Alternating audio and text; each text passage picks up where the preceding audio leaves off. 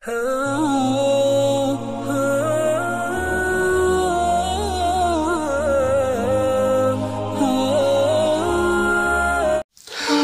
वालेकुम दोस्तों, आज जो मैं किस्सा आपको सुनाने जा रहा हूं, अगर आपने ये नहीं सुना तो आप बहुत कुछ मिस करने वाले हो। इसलिए 2 मिनट का वक्त निकालकर इस किस्से को जरूर सुन लीजिए। एक बार कुछ यूं हुआ कि मेरी बीवी से मेरी किसी बात पर लड़ाई हो गई। हमने एक दूसरे से बात बंद कर दी। दिन भर हमारी बात बंद रही। रात का वक्त आया, रात हुई, सोने के लिए हम दोनों कमरे में गए। बेड के एक कोने में वो लेट गई, एक कोने में मैं लेट गया और हम काफी देर तक करवटें बदलते रहे, क्योंकि नींद उसको भी नहीं आ रही थी और नींद मुझे भी नहीं आ रही थी। लेकिन रात काफी हो चुकी थी, तकरीबन 1 या 2 बज रहे थे। मुझे प्यास लगी तो मैं पानी पीने के लिए दूसरे कमरे में रखे कूलर की तरफ गया और एक गिलास लिया, पानी भरा और पानी पीने के लिए जैसे ही मैं कुर्सी पर बैठा और पानी पीने ही वाला था कि मेरे सामने मेरी बीवी खड़ी थी और मुझे घूर रही थी। मैं अचानक उसको इस तरह से अपने सामने पाकर परेशान हो गया, लेकिन उससे मैंने घूरने की वजह नहीं पूछी, क्योंकि हमारी बात जो बंद थी। मैंने इग्नोर किया और पानी पीने के लिए गिलास अपने मुंह तक ले आया। लेकिन इससे पहले कि मैं पानी पीता, उसने मेरे हाथ से गिलास छीन लिया। मुझे बड़ा अजीब लगा कि भाई, लड़ाई अपनी जगह पर, लेकिन पानी पीने में तो कोई पाबंदी नहीं होनी चाहिए ना। अभी मैं यही सोच रहा था कि क्या चल रहा है।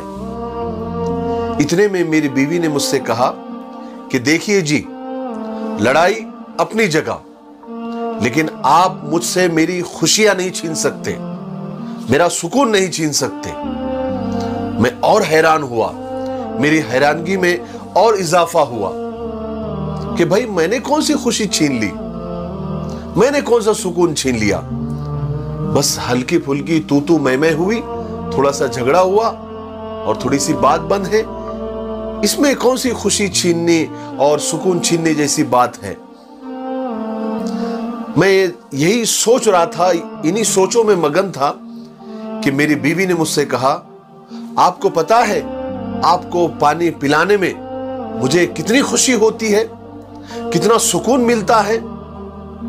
आपका कोई भी काम हो, मेरे लिए वो खुशी का सबब बनता है, खुशी का बाइस होता है। मैं आपको बता रही हूं, आप खुद से पानी नहीं पी सकते, भले हमारी बात बंद हो, झगड़ा हो, नाराजगी हो, पानी मैं ही आपको पिलाऊंगी। मेरी बीवी की इस बात ने मेरी सारी नाराजगी खत्म कर दी।